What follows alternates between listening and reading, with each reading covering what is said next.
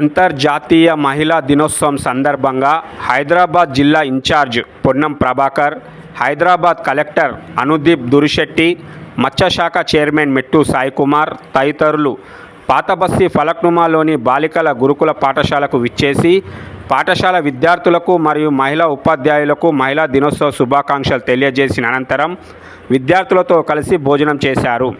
ఈ సందర్భంగా పొన్నం ప్రభాకర్ మాట్లాడుతూ భవిష్యత్తులో మనం ఉన్నత స్థానం ఎదగడానికి ప్రభుత్వం అందజేస్తున్న అవకాశాలను సద్వినియోగం చేసుకోవాలని సూచించారు. మరియు మహిళలు పురుషులకు సమానంగా అన్ని రంగాల్లో ముందుండేలా చదువుకోవాలని సూచించారు. ఈ కార్యక్రమంలో కాంగ్రెస్ పార్టీ సీనియర్ నాయకులు, కార్యకర్తలు తదితరులు పాల్గొన్నారు.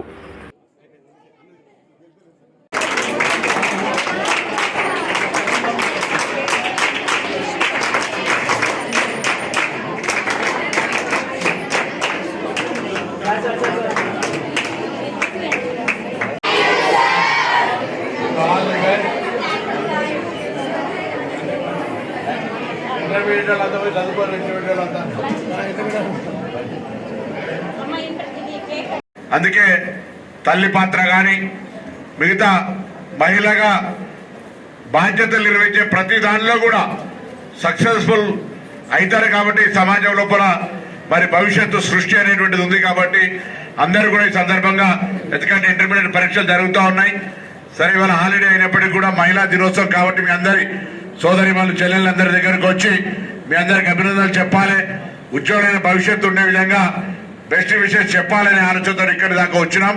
మీ అందరూ కూడా తప్పకుండా సమాజం లోపల రేపు లింగ వివక్ష లేకుండా ప్రతి అంశంలో పోటీ పడి అందరికంటే ముందుండాలనే ఆలోచనతోటి